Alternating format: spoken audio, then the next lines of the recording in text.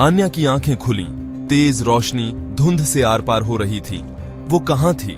एक अजीब सी स्मेल जैसे हॉस्पिटल की उसकी नाक में भर गई।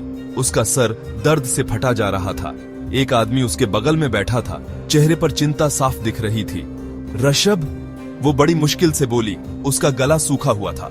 उसने उसका हाथ दबाया। तुम जाग गई। डॉक्टर ने कहा था तुम ठीक हो जाओगी। वो उसे देखती रही, कंफ्यूज्ड।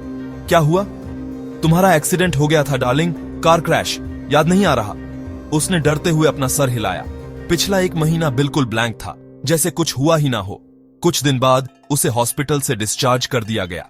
ऋषभ, उसका बॉयफ्रेंड, बहुत केयरिंग और पेशेंट था। उसने उसकी मेमोरी के गैप्स भरने की कोशिश की, या कम से कम जो गैप्स वो बता रहा था।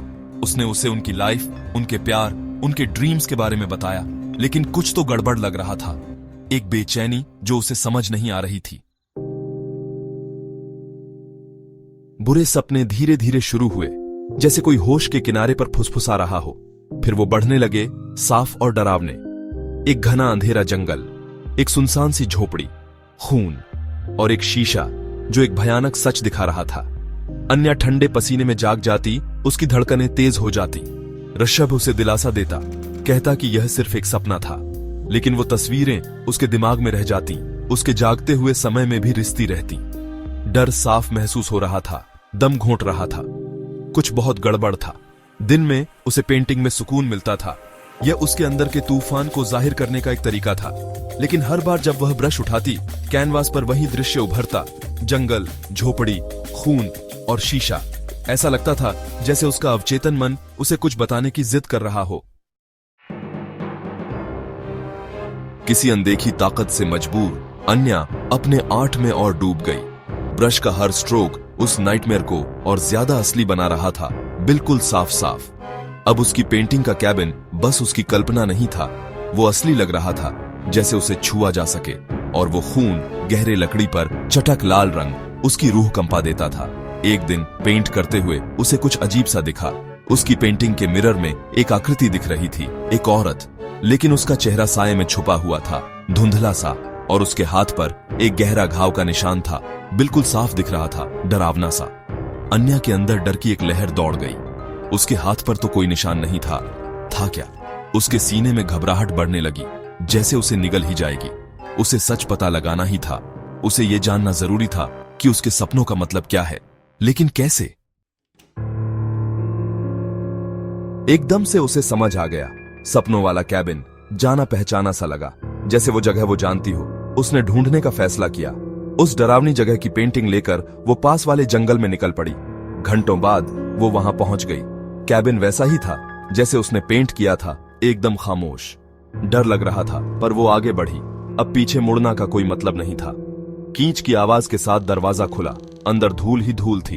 अंदर कदम रखते ही अन्या का दिल जोर से धड़कने लगा। उसे लगा जैसे वो पहले भी यहां आ चुकी है। और फिर उसकी नजर उस पर पड़ी। जमीन पर एक स्कार्फ पड़ा था। उसका स्कार्फ। उसे चक्कर आने लगा। उसके दिमाग में कई तस्वीरें घूमने लगी। एक लड़ाई, एक चीख, चाकू की चमक, और फिर अंधेरा। वो स्कार्फ पकड़े हुए जमीन पर गिर पड़ी। क्या हो रहा था? वो कौन थी? अन्या घर लौट आई। अंदर एक तूफान उठा था। वो दुपट्टा, वो काबिन, वो डरावने फ्लैशबैक्स, सब एक भयानक इम्कान की तरफ इशारा कर रहे थे। क्या उसने कुछ भयंकर किया था? कुछ ऐसा जिसको वो याद नहीं कर सकती। उसने ऋषभ को देखा। उसका चेहरा चिंता से भरा हुआ था, लेकिन उसका साथ, जो कभी राहत का सोर्स था, अब उस बेचैनी से भर रहा था। यूसस पर इतना शक क्यों हो रहा था? यूं से ये ख्याल क्यों आ रहा था कि वो यूं सब कुछ नहीं बता रहा है? उसने एक प्राइवेट इन्वेस्टिगेटर को हियर करने का फैसला किया। विक्रम नाम का एक आदमी, स्टीली आइज और चुपचाप रहने वाला। उसने यूस एक्सीडेंट, अमनेसिया, नाइटमेयर्स और कैबिन के बारे में बताया। इस बारे में इनकी कैसे यूस लग रहा है कि उसकी जिंदगी एक सोची समझी झूठ है। विक्रम ध्यान से सुनता रहा। उसकी नजरें टिकी रहीं। चिंता मत करो मिस अन्या, उसने कहा। उसकी आवाज शांत और राहत देने वाली थी। मैं सच पता लगा दूंगा। दिन हफ्तों में बदल गए। हर एक दिन एक तड़प भरी प्रतीक्षा। अन्या उस डर से बच नहीं पा रही थी जो परछाई की तरह उससे चिपका हुआ था। बुरे सपने और भयानक होते गए। तस्वीरें साफ होती गईं और दहशत असली होती गई। वह अपने ही दिमाग की भूल भुलैया में खोती जा रही थी। आखिरकार विक्रम ने फोन किया। उसकी आवाज गंभीर थी, उसके शब्द सोच समझकर बोले गए थे। मिस अन्या, मुझे कुछ मिला है, कुछ परेशान करने वाला। आपकी पहचान वो आपकी नहीं है। उसने एक चौंकाने वाला सच उजागर किया। उसका असली नाम अन्या नहीं था। वह माया नाम की एक औरत थी जो 1 महीने पहले गायब हो गई थी, और जिस औरत को वह खुद समझती थी अन्या, वह मर चुकी थी, जंगल में कत्ल कर दी गई थी। उसे जी मिचलाने लगा। यह सच नहीं हो सकता। वह एक खूनी नहीं हो सकती, या हो सकती है। विक्रम ने बताया कि अन्या एक रिक्लूज थी, जंगलों में रहती थी। वही थी जिसने अपनी पहचान बदली थी, माया की जिंदगी अपनाकर। लेकिन क्यों? और असली अन्या के साथ क्या हुआ?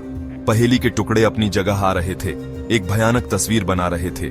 केबिन, खून, दुपट्टा, ये सिर्फ बुरे सपने नहीं थे, ये यादें थीं। उसकी यादें। वही कातिल थी। वह बाथरूम की तरफ दौड़ी। उसका अक्स उसे घूर रहा था। उसका दिल तेजी से धड़क रहा था। उसकी सांसें छोटी और तेज हो रही थीं। उसने अपने हाथ को देखा, और वो रहा निशान। वही निशान जो उसकी पेंटिंग में था, वही निशान जो उसके बुरे सपने में था। सच्चाई उससे टकराई, ठंडी और क्रूर। उसने अपने अतीत को दफनाने की कोशिश की थी, अपने राक्षसों से दूर भागने की, लेकिन शीशा उसे छिपने नहीं देगा। यह उस राक्षस को दर्शाता था जो वह बन गई थी। जॉब डोर से पुलिस की सायरन बज रही थी। अन्या को समझ आ गया, अमनेशिया कोई श्राप नहीं था, एक शील्ड था। उसका दिमाग उसे उस सच से बचा रहा था जिसको वो बर्दाश्त नहीं कर सकती थी, उसके अपने क्रियो के भयानक सच से। लेकिन सच को बाहर आना ही था। वो झूठ में जी रही थी, लेकिन अब न्याय के दरवाजे पर खड़ी होकर यूस एक अजीब राहत महसूस हुई। गिल्ट, दार, कंफ्यूजन सब गायब हो गया। उसकी जगह एक खौफनाक एक्सेप्टेंस ने ले ली। वो अपनी कहानी की विलेन थी। पुलिस दरवाजे पर आ गई। उनके चेहरे गंभीर थे, उनकी आंखें इल्जाम से भारी थी। अन्या ने एक लंबी सांस ली और उनका सामना करने के लिए मुड़ गई। अब और भागना नहीं था और छुपना नहीं था। वो अपने क्रियो के परिणाम भुगतने के लिए तैयार थी। जैसे ही वो यूस लेके जा रहे थे, अन्या ने आखिरी बार मिरर में देखा।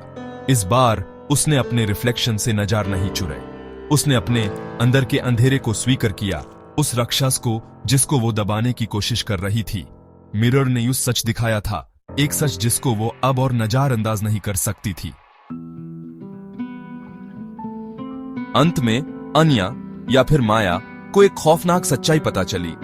हम अपने भूतकाल से भागने की कोशिश कर सकते हैं, अपने राजों को अपने दिमाग के अंदर गहरे दबाने की कोशिश कर सकते हैं, लेकिन सच्चाई बाहर आ ही जाती है जब हम बिल्कुल उम्मीद नहीं करते, तब सामने आ जाती है। शीशा एक डरावनी याद दिलाता है कि कभी कभी हम ये नहीं भूलते कि हम कौन हैं, हम बस उससे छुपते हैं। और जैसा कि अन्या ने खोजा, भूलने की कीमत उसकी सोच से भी कहीं ज्यादा थी।